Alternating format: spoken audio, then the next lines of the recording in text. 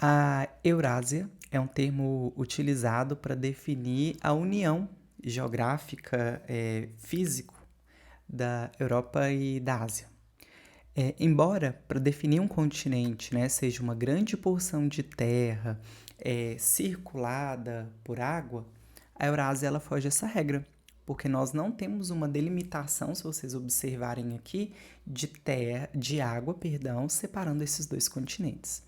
Por isso que muitas vezes nós estudamos esse termo Eurásia para se definir as características geográficas, naturais e até mesmo as diferenças culturais dessa grande porção de terra aqui.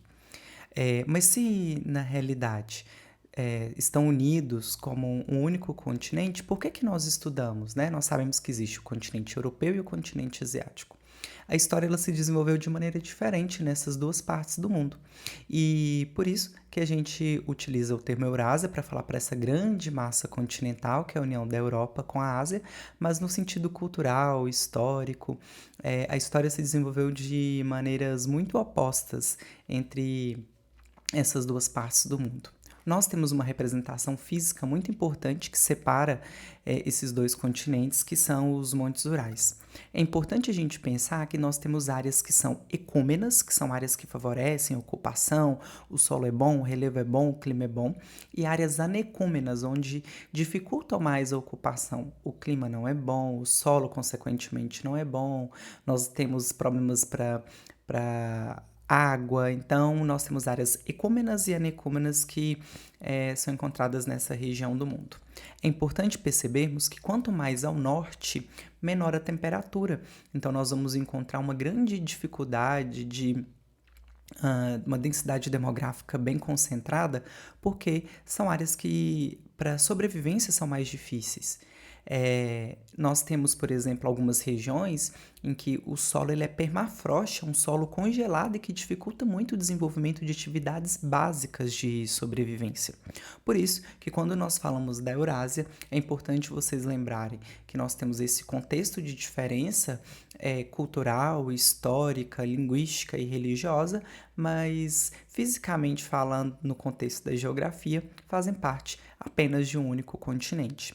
Temos que perceber também sobre o clima temperado. O clima temperado, característico aí da floresta temperada, nós vamos ter duas variações dele, o temperado oceânico e o temperado continental.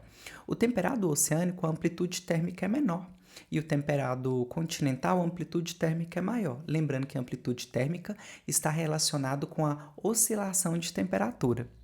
Outra questão também muito encontrada, principalmente no Sudeste Asiático, é o fenômeno conhecido como monções de verão. As monções de verão são chuvas torrenciais muito fortes, caracterizadas pelo movimento de umidade que vem do Oceano Pacífico e chega principalmente no Sudeste Asiático. Nós temos, por exemplo, um impacto direto nas atividades cotidianas das pessoas, sendo que uma das áreas podem ficar inundadas e muitas pessoas morrerem. Mas, ao mesmo tempo, nós temos que lembrar que algumas atividades econômicas podem ser favorecidas por essa abundância de água, que é, por exemplo, a risicultura. O arroz, ele é um tipo de cultura que consegue e gosta de se desenvolver em ambientes alagados. Então, boa parte dessas regiões acabam aproveitando essa abundância de água causadas pelas monções de verão para o desenvolvimento da risicultura, que é a prática do plantio e do cultivo de arroz. No inverno ocorre o processo oposto. Em vez de vir umidade do Oceano Pacífico para essa região, sai umidade do continente em direção ao oceano.